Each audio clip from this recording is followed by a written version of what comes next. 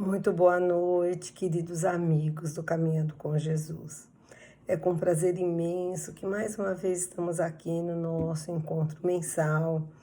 É com muita satisfação e é com alegria também que a gente sempre assim monta as palestras, os temas, a gente pensa durante o mês para a gente poder estar aqui conversando com vocês um pouquinho. É um momento que eu me sinto assim reencontrando os nossos amigos que vão até nossa casa. Mas também hoje, através, né, das nossas palestras, dos canais YouTube e Instagram, nós encontramos muitos outros amigos, né? Hoje, nossos amigos também fazem parte, né, dessa rede e com isso, assim, tem sido muito gratificante o retorno que a gente tem tido de muitas pessoas que hoje estão conhecendo mais a nossa casa e estão podendo, né, compreender um pouquinho mais também a doutrina espírita, né? Então, para iniciarmos a nossa palestra de hoje, a nossa pequena conversa de hoje, como sempre, vamos fazer primeiro uma prece, né? Vamos tentar nos acalmar, vamos procurar Jesus e pedir para Jesus que possamos ter nesse momento o seu amparo, o amparo de toda a espiritualidade, amiga e protetora da nossa casa, que possamos também receber o amparo dos nossos protetores, do protetor individual de cada um, que neste momento está conectado. Que possamos nos conectar também com o amor divino, com o amor do Pai. E que aqui, Senhor, durante esses momentos, possamos ter pensamentos de amor, possamos ter sentimentos de paz e de tranquilidade, e que possamos entender, que possamos compreender o seu Evangelho que nos ensinou o amor. E assim, Pai, na certeza do seu amparo sempre, vos pedimos, fique conosco durante esses momentos. Graças a Deus. Bom, eu gostaria de assim pedir, desculpa, minha voz não está muito normal, porque estou saindo de uma pequena gripe, mas acho que dá para a gente conversar hoje.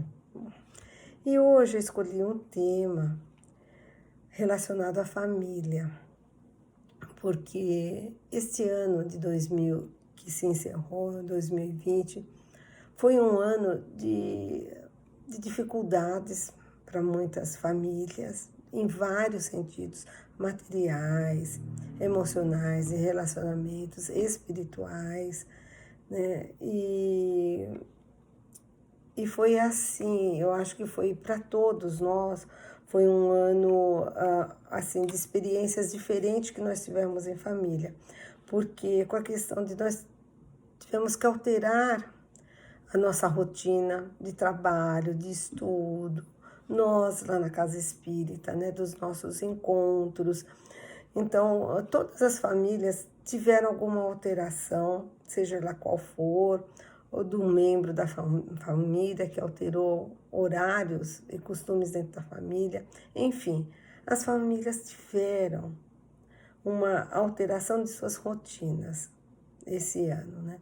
E para muitas foi bom, a gente teve assim momentos de reaproximação entre as pessoas da mesma família, porque tiveram que ficar mais tempo junto, convivendo mais. E isso daí fez com que muitas vezes a gente prestasse mais atenção naqueles que realmente nos rodeiam, né? Mas também teve aí nesses momentos, né? Momentos de desencontros, né? De pensamentos, de entendimentos, de relacionamentos. Então, toda a família teve alguma alteração durante esse ano, né? Então, a gente pensou em trazer esse tema da família para a gente entender um pouquinho mais o que a doutrina espírita nos fala sobre a família.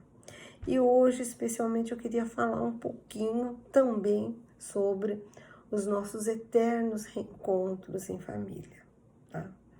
Então, antes da gente começar exatamente no nosso tema, eu gostaria, assim, de falar que Kardec, no Livro dos Espíritos, que é o livro base da doutrina espírita, é o livro que traz toda a filosofia da doutrina espírita. Ele, antes de falar sobre a família, ele vem nos falando sobre a sociedade, né? Essa relação, essa vida em sociedade que nós temos, porque a família é o que compõe a sociedade, né? Então ele pergunta se essa questão de nos relacionarmos uns com os outros é uma questão que faz parte da natureza, é uma lei da natureza, é natural, pertence à nossa espécie humana. E os espíritos respondem para ele que certamente, né, que Deus criou o homem para viver em sociedade. E completa dizendo: não lhe deu inutilmente a palavra e todas as outras faculdades necessárias à vida de relação. Quer dizer, então não é inutilmente que nós falamos, nós vemos, entendemos, gesticulamos, compreendemos. Isso daí são habilidades que temos e são sentidos que temos, né, do corpo para facilitar essa relação entre nós, seres humanos. E é por isso que Deus nos deu isso daí, para que a gente pudesse realmente exercer essa relação social. Então, essa vida, essa forma de viver em família, quer dizer, em sociedade, é uma forma natural que Deus construiu para que nossa espécie de homens e mulheres, né, seres humanos, pudesse conviver, né? Aí que ele entra na questão, no Livro dos Espíritos, dos laços familiares, ele chama de laços familiares, né? E numa questão um pouquinho anterior, ele diz assim, os Espíritos falam que os laços familiares estreitam os laços sociais. Quer dizer, então nós já temos, Deus já nos criou com as habilidades necessários, com os sentidos necessários para que a gente pudesse realmente se relacionar, e os laços de famílias estreitam, né, esses laços sociais. As famílias são os que compõem a sociedade. Eis porque os laços de família pertencem à lei da natureza. Quis Deus que dessa forma os homens aprendessem a amar-se como irmãos. Então, essa forma que Deus criou o homem para que vivesse em sociedade, para que tivesse as famílias, para que esses laços de famílias fossem estreitados, é para que possa realmente o homem aprender a se amar. É para isso que nós convivemos em família. É para isso que nós nos relacionamos socialmente, para que realmente possamos conviver, possamos nos amar como irmãos. Um pouquinho mais na frente, ainda no Livro dos Espíritos, Kardec pergunta, e eu gosto muito de colocar esse raciocínio de Kardec, porque ele vai questionando, né? Os espíritos vão pontuando e ele vai questionando as pontuações.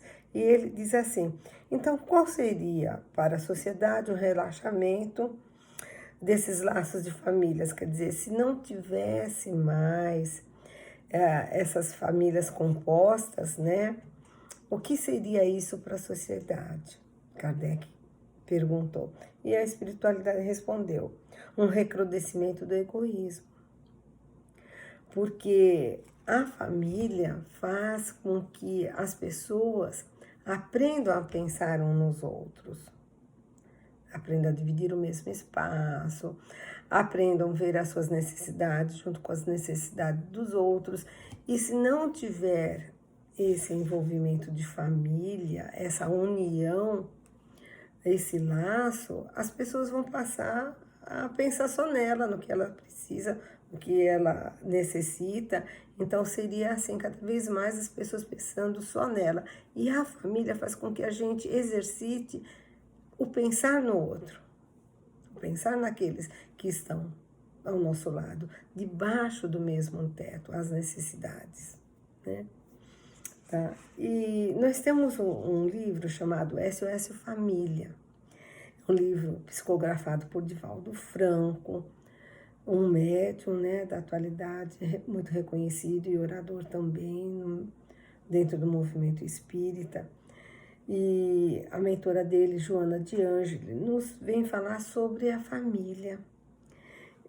Eu gostaria de dizer assim que esse livro, SOS Família, é um livro assim muito fácil de ler. Não é só Joana de Ângeles que tem mensagem, tem de outros espíritos, e que é um livro assim que a gente recomenda para as pessoas assim que têm necessidade de entender o porquê da família, o porquê de alguns problemas que se encontram dentro da família. E também ele desperta, né, algumas coisas, né, que a gente tem que permanecer, né, firmes e conduzindo dentro da família, por isso o SOS Família aí, tá?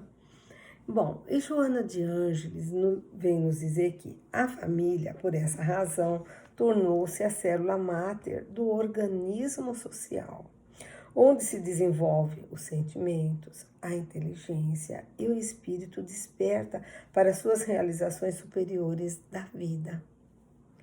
Então, ela coloca que a célula principal do organismo da sociedade é a família. Por quê? Porque é lá que você vai exercitar os sentimentos. Que sentimentos? O de amor, o de compreensão, o de aceitação, o do silêncio, o do perdão, né? Então, de entender as diferenças, né, que existem entre os pensamentos e sentimentos daqueles que compõem a família. Então, a gente vai ter que exercitar vários tipos de sentimentos que só a família, e principalmente debaixo do mesmo teto, né, sentindo as mesmas necessidades, é que a gente vai realmente conhecer as pessoas e exercitar os sentimentos que nós precisamos exercitar, de amor, de compreensão, o sentimento da maternidade, da paternidade, da fraternidade entre os membros, né? Da inteligência também. Eu achei interessante ela colocar isso, porque na família a gente precisa estar sempre atento e raciocinando nos acontecimentos que acontecem na família. E um vai complementar sempre o outro. Um membro da família sempre traz o complemento que o outro tem necessidade, tá? E isso vai fazer com que realmente o espírito desperte para suas realizações numa vida superior. Então, o que é isso que desperta? Desperte realmente a sua evolução moral, através do exercício desses sentimentos que a gente tem a oportunidade de fazer dentro da família, tá? Aí, assim, a família inicia por onde? Pela união, né, do casal, do homem, da mulher. Então, ela inicia, toda a família inicia através de um casamento, onde depois virão os filhos e ali se constitui mais uma célula do organismo social, como diz Joana de Ângeles, né? E aí eu gostaria de estar lendo uma passagem do Evangelho aqui, onde ele vai falar, onde Jesus vai falar um pouco sobre a família, tá? No capítulo 23, não separeis o que Deus juntou. Então, no item 1 começa assim: também os fariseus vieram ter com ele para o tentarem e lhe disseram: será permitido a um homem dispensar sua mulher por qualquer motivo? Aí Jesus respondeu: não ledes que aquele que criou o homem desde o princípio os criou macho e fêmea? E disse: por essa razão o homem deixará seu pai e sua mãe e se ligará a uma mulher, e farão os dois, senão uma só carne. Assim, não serão duas, mas uma só carne. Então Jesus lembrou que Deus criou o homem e a mulher, né? Criou o macho e a fêmea para que eles se unissem, para que houvesse união entre eles, né? E no livro dos Espíritos, Kardec, quando está falando sobre o casamento, sobre a união entre o homem e a mulher, ele chega a perguntar para os espíritos qual o fundamento do casamento, o que realmente tem que ser fundamental para um casamento. E a espiritualidade responde: o casamento, segundo as vistas de Deus, tem que se fundar na afeição dos seres que se unem. Então, o casamento se justifica só se houver afeição, amor entre os dois que se unem, né? Então, por isso que Jesus diz que o homem e a mulher devem se ligar para formar uma só carne, quer dizer, formar um único elo. Mas ali naquela passagem ele complementou assim: não separeis o que Deus juntou. Então, ele quis dizer assim que Deus uniu o homem e a mulher, né? Os dois tipos de espécies do gênero humano. E quando eles se separam, né, ele veio falar sobre o divórcio. Então, no item 5, ele diz assim, que o divórcio, desculpa, é uma lei que tem por objetivo separar legalmente o que, na verdade, já estava separado. Então, o divórcio é uma lei humana, é uma lei da sociedade, é uma lei que, como as outras leis, tem a função de organizar a sociedade. Então, ele vai separar aquilo que já estava separado. Olha o que os espíritos falam, né? Então, quando não há mais amor, quando não há mais afeição, quando já não tem mais o respeito, né?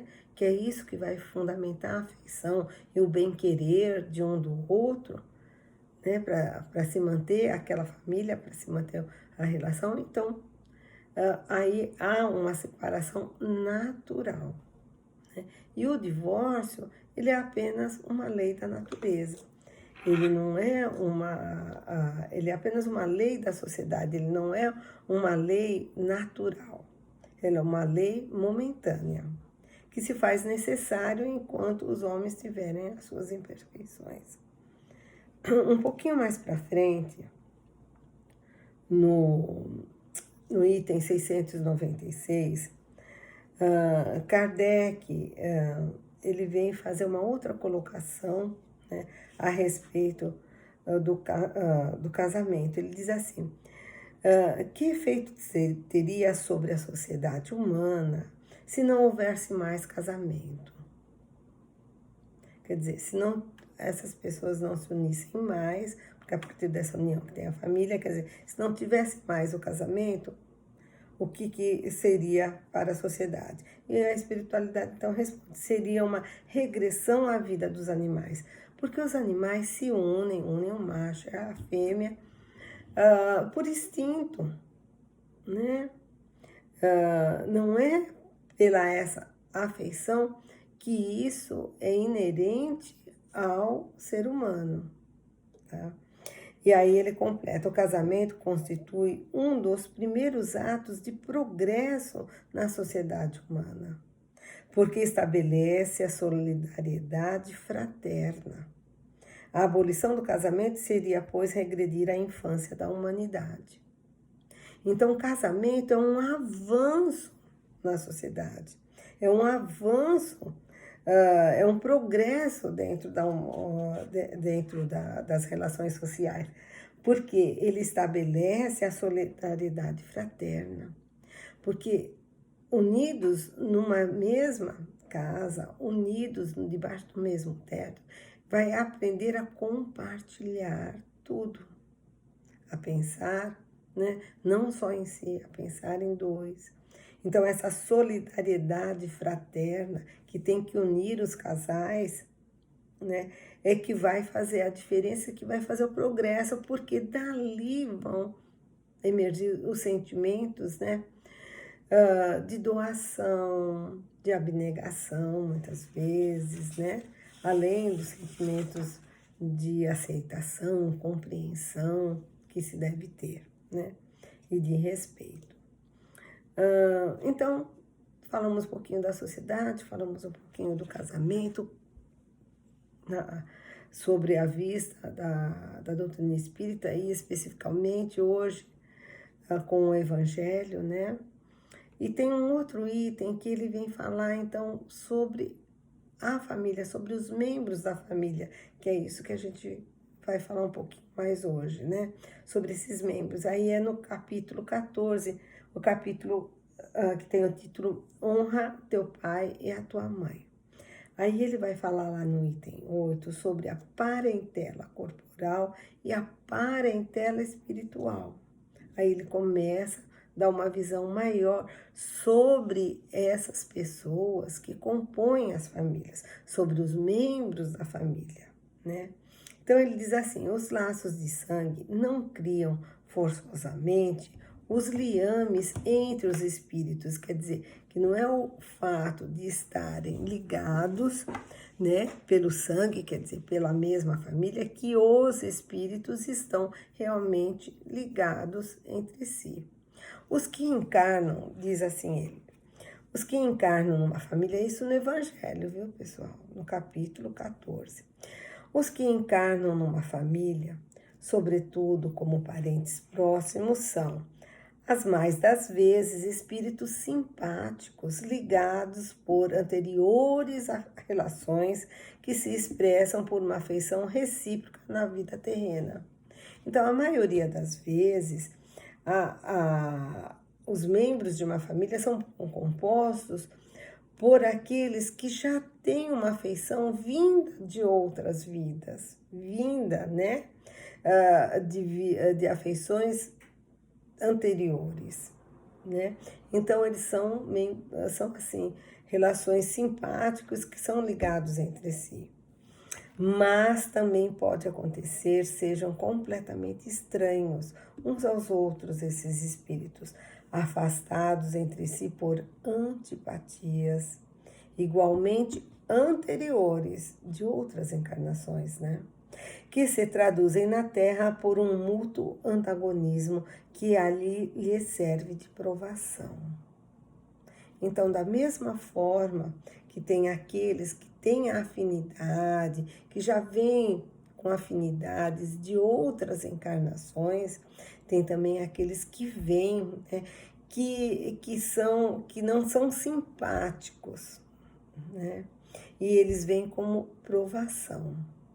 Então, são muitos casos que a gente vê nas famílias, a filha não se dá com a mãe, pai e filho não se entendem, não se dão bem, não se relacionam bem, os irmãos. Então, são antipatias naturais, que já vêm de outras encarnações, de outros relacionamentos, né? E aí no livro Vida e Sexo, psicografado por Chico Xavier, onde Emmanuel, né, o seu guia espiritual, que fez com ele, né, uma série de livros, mais de 400 livros que psicografou, e desses aí a maioria Emmanuel participou, foi o espírito instrutor. Aí Emmanuel nos diz nesse livro, esse também é um livro muito importante, Vida e Sexo. É um livro que esclarece muito certas tendências em relação ao sexo, nos traz algumas respostas que muitas vezes a gente nos questiona, mas assim, fica inibida de fazer determinadas perguntas. É um livro de muito esclarecimento, que nos ajuda na nossa vida. Então, aí Emmanuel diz assim: arraigada nas vidas passadas, todos aqueles que compõem a família terrestre é formada por agentes diversos. Então, quer dizer, todos os membros da família, né, que estão ligados, né, são formados por agentes diversos. Ele diz, portanto, nela se encontram comumente afetos e desafetos. É o que está lá no Evangelho. Né? No Evangelho, não dizia assim, que tem espíritos simpáticos, né, que já vêm de outras, né, de anteriores relações, quer dizer, de reencarnações anteriores, e os desafetos também, né? E Emmanuel ainda fala assim, afetos e desafetos, amigos e inimigos, para os ajustes e reajustes indispensáveis ante as leis do destino. Então, esses ajustes, né? Aquilo que não ficou bem acertado entre as nossas relações com alguém em algum momento das nossas vidas, é necessário fazer esses reajustes. Então, essa convivência em família vai fazer com que se exercite esse amor, essa aceitação, né? Porque muitas vezes numa mesma família, aquele que vem como filho, às vezes foi o algoz, foi inimigo, foi alguém que fez alguma coisa mal para esse que hoje, nessa encarnação, é seu pai. Então, ali eles têm aquelas resistências entre eles, naturais. Essas simpatias e antipatias são naturais porque têm relação com as vidas anteriores, né? Então, só assim na convivência em família é que vai poder, então, exercitar, né? E ali ele vem falar mais um pouquinho nesse livro, que há pois duas espécies de família. É onde ele fala que há famílias pelos laços espirituais e as famílias pelos laços corporais. Então ele vem falar que as famílias nos laços espirituais são essas famílias anteriores, são esses afetos anteriores que a gente tem. E que a família pelos laços corporais é essa família que a gente conhece, que compõe nossa família atual. Tá? Então, como ele falou muito de reencarnação, nós vamos precisar aqui falar um pouquinho mais o que o Evangelho traz a respeito dessas relações anteriores. Então, no capítulo 4 do nosso Evangelho, é o capítulo onde ele vem falar sobre a reencarnação, né? Que tem aquela palestra já muito conhecida de Nicodemos, né? E esse capítulo que chama Ninguém Poderá Ver o Reino de Deus se não nascer de novo, no item 18, ele fala assim: no espaço, os espíritos formam grupos ou famílias entrelaçados pela afeição. Então, quando nós estamos no plano espiritual, nós estamos nos relacionando com aqueles que nós temos afeição, ligados pela simpatia e pela semelhança de inclinações. Ditosos por se reencontrarem juntos, esses espíritos se buscam uns aos outros. E Allan Kardec, no Livro dos Espíritos, ele vem nos falar que os espíritos se ligam através das afinidades. Então, os espíritos afins se procuram. Então, aqueles que têm a mesma inclinação, aqueles que são simpáticos, aqueles que já foram nossos afetos, são com quem a gente vai procurar e com quem a gente vai ficar. Eles se encontram naturalmente no plano espiritual, tá? A encarnação apenas momentaneamente os separa. Portanto, ao regressarem à erraticidade, quer dizer, no momento da encarnação, temporariamente a gente fica separado de algum desses nossos afetos, dessa nossa família espiritual, tá? Portanto, ao regressarem à erraticidade, ao voltarem, né? Ficam separados. momentaneamente. Novamente, ao voltarem à cidade, se reúnem como amigos que voltam de uma viagem. Então é por isso que nós falamos sobre os eternos reencontros. Que quando nós desencarnamos, nós vamos reencontrar aqueles com quem nós tivemos os nossos relacionamentos, nossas afeições, nós amamos. Nós vamos reencontrar sempre aqueles que amamos, porque os afetos, os sentimentos é o que nós levamos, é isso que vai permanecer. Então nós vamos reencontrar, e isso daí é um acalento muito grande para nós que ficamos, né? Quando nós perdemos um ente querido da nossa família, né? A doutrina espírita vem nos acalentar dizendo que é uma separação momentânea, que nós vamos nos reencontrar novamente no plano espiritual, da mesma forma que nós deixamos lá outros afetos que cuidam de nós. Muitas vezes eles se tornam nosso anjo da guarda, nossos protetores, né, que vão nos auxiliar com aquelas intuições, né? Dentro das obras da doutrina espírita, tem vários casos que contam esses reencontros, né? Eu gostaria aqui de citar um que é assim, um best-seller e que assim que todos conhecem, né? Que também já foi filme, que é o livro Nosso Lar, onde ele tem um exemplo muito claro disso. No capítulo 15, ele recebe a visita materna. Então, ele recebe a visita da mãe dele, que é, para ele, um reencontro que ele esperava muito, que é com quem ele tinha muita afeição. Só que ela estava já num outro plano, fazendo um outro trabalho, e depois, num outro momento, veio contar que ela iria reencarnar numa missão para ajudar o pai, que estava ainda numa situação difícil na espiritualidade. Então, ele volta a se reencarnar.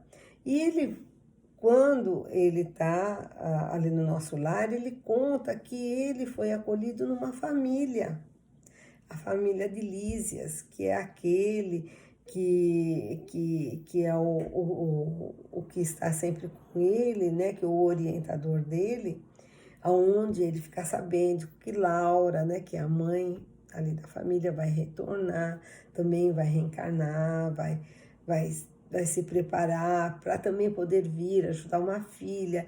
Então, quer dizer, ele mostra ali no livro como funcionam essas famílias no plano espiritual, como as pessoas se reencontram lá, né, formando novamente os seus núcleos de afeto. E isso é um alento muito grande para nós.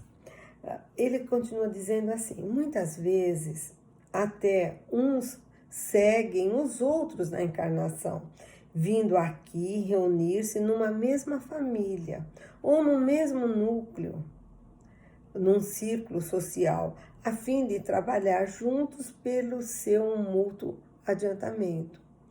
Então, muitas vezes, né, eles decidem retornar numa família para eles poderem se unirem novamente e aí poder se ajudar, poder ter um progresso, poder ter algum desenvolvimento junto, unidos, né? E muitas vezes ele fala também não só na família, mas no mesmo círculo social. Então aí muitas vezes aparece aqueles casos, aquela pessoa que nem faz parte da nossa família, mas aquela pessoa que nos ajuda, que foi aquela pessoa que nos socorreu no momento, ou quando nos acolheu, nos orientou, né? Então, muitas vezes você foi uma mãe para mim, foi um pai, é como um irmão. E muitas vezes a gente se relaciona mais, né? Tem pessoas que se relacionam mais com outras pessoas, com amigos fora, do que com os próprios irmãos, tem mais afinidades. Então, são essas pessoas que vieram desses núcleos familiares a que nós pertencíamos e que vão se encontrar porque elas vão se ajudar mutuamente aqui nessa reencarnação, nos seus progressos, nas suas necessidades, né? Que é preciso fazer. E ele diz mais um pouquinho ainda, assim, se uns encarnam e outros não, nem por isso não deixam de estar unidos pelo pensamento. Quer dizer, aqueles que ficaram, nós ainda estamos unidos a ele pelos pensamentos, né? Então, como eu falei muitas vezes, aquele nosso amigo espiritual, anjo da guarda, faz parte dessa família espiritual. Então, eles estão sempre mentalmente nos ajudando com essas intuições e com os pensamentos, da mesma forma que nós ajudamos com os nossos pensamentos e as nossas orações aqueles nossos entes queridos que já voltaram à pátria espiritual. Por isso que nós precisamos sempre orar e envolver em paz, em luz, aqueles que já voltaram antes do que nós para a pátria espiritual, através das preces, tá? Aí, no capítulo, agora assim, já começando a encerrar, no capítulo 14, ele vai falar sobre, quando ele fala honra seu pai e sua mãe, ele fala, ele dá ali uma mensagem muito importante no Evangelho, que ele diz assim: não são os da consanguinidade os verdadeiros laços de família, e sim os das simpatias da comunhão de ideias, os quais prendem os espíritos antes, durante e depois de suas encarnações. Então, a explicação que a espiritualidade nos dá nesse capítulo do Evangelho, né? Que os laços verdadeiros de família são esses laços espirituais, que é o laço da afeição, que é o laço do amor, laço das afinidades, né? E que eles, né, estão presentes mesmo antes da encarnação, porque antes estávamos juntos, durante, porque eles nos auxiliam pelos pensamentos, pela proteção, e depois do nosso retorno. Eles que nos acolhem, né? Quando partimos para a parte espiritual, eles nos acolhem, é ali que vamos ficar com eles, né? Então, esses retornos eternos é a certeza que nós vamos estar sempre encontrando aqueles que amamos. Então, a nossa família, é o que vem dizer a doutrina espírita através do Evangelho, Livro dos Espíritos e os livros complementares das obras espíritas, que a nossa família, né, que realmente é a nossa família espiritual, que a família consanguínea é uma família temporária para o nosso exercício do amor. Lembra lá no início, quando falou, a família, o fundamento dela é para que Deus criou, para que possa se amar como irmãos, sendo afetos ou desafetos. É o exercício do amor, né? E que esses amor conquistados, né, vão ter sempre os reencontros eternos, eternos. Eu gostaria então, para finalizar, ler uma mensagem de André Luiz, do livro Vivendo o Evangelho, volume 1. Esse livro, Vivendo o Evangelho, ele tem 2 volumes. O livro 1 vai até o capítulo 14 do nosso Evangelho e o volume 2 do capítulo 15 em diante do Evangelho. Porque o Evangelho nem sempre é fácil de ser entendido por aqueles que não têm alguns conhecimentos dos conceitos da doutrina espírita.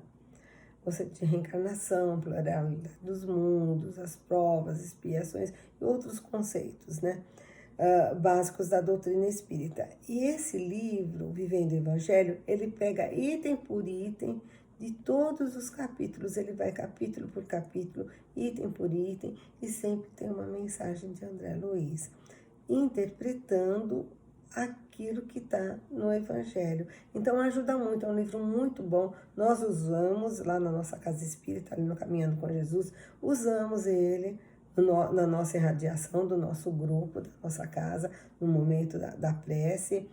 que é um livro que ele nos auxilia muito no entendimento do Evangelho e que a gente recomenda também para aqueles que fazem o Evangelho no lar ou que têm dificuldade na leitura do Evangelho, uma mensagem que nos ajuda a compreender o Evangelho, tá? São mensagens mais simples de André Luiz e ele foi psicografado por Antônio Baldi. Antônio Baldi Filho, que era conhecido como Toninho Baldi. Ele foi um médium que trabalhou por décadas, ele trabalhou acho que umas 2, 3 décadas com o Chico, na mesma mesa de reunião mediúnica. E André Luiz já passou por ele, mensagens mesmo junto com Chico ainda, né, encarnado, onde recebia as mensagens ali, ele já passava algumas mensagens. Depois, né, do desencarne de Chico, aí continuou alguns livros, algumas mensagens, e esse é um dos livros. Esse é um livro, né, que ele foi psicografado em 2010, tá? Pelo Toninho, esse amigo, né, das duas famílias de Chico, certamente, porque era um outro médium ali que colaborava com Chico, né? E que André Luiz também, né, tinha afinidade.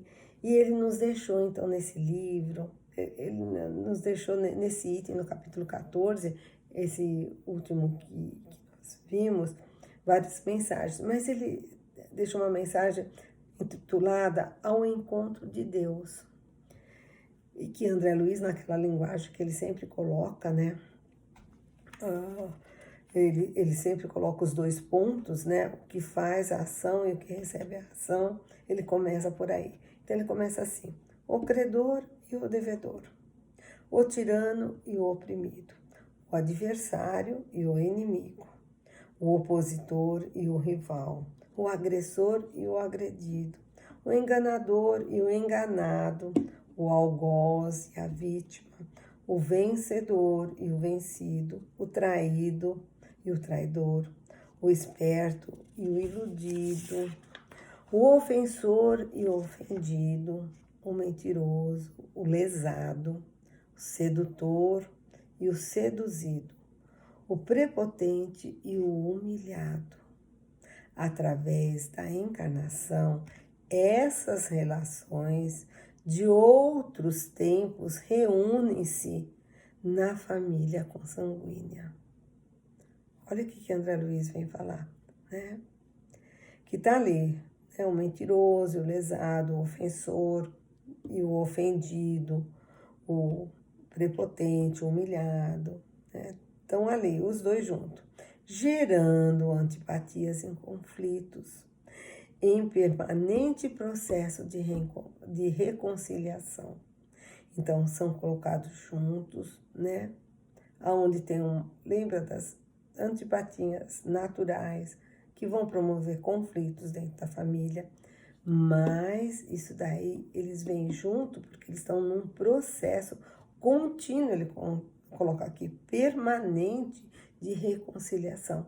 Enquanto você não se reconciliar, não adianta, vai retornar aquele que você não aprendeu a amar, a esposa, o filho, o parente, né, não simpático, aquele que necessita da reconciliação, vão voltar nesse processo contínuo. E a família é o meio em que eles vão ter ali para se reconciliar. Desafetos de ontem reencontram-se hoje na parentela corporal, com o compromisso da renovação íntima, a fim de que no futuro, unidos pelo amor na família espiritual, caminham de mãos dadas ao encontro de Deus. Quer dizer, então, é necessário esse processo de reconciliação aqui, é necessário esse amor, essas afeições aqui, para que no futuro, quando estiver na família espiritual, ali sim, né, vão poder estar sempre caminhando de mãos dadas a caminho do Pai, né? Então, Por isso que esses nossos reencontros são eternos, porque as nossas afeições, os nossos amores são eternos. E isso é algo que nos motiva, que nos consola, né? E isso é algo que a doutrina espírita nos traz. E com isso, ela vem assim, acalentar muitos corações. Então, era com essa mensagem que nós queríamos iniciar esse ano, acalentando nossos corações, renovando, né,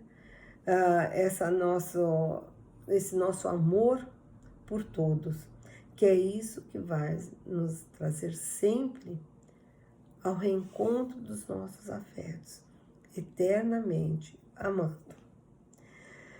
Então, uma boa noite a todos, muito obrigado, e que possamos estar juntos, né, durante mais esse ano, mesmo que seja virtualmente, mas que possamos estar juntos. Então, boa noite a todos, até o próximo mês.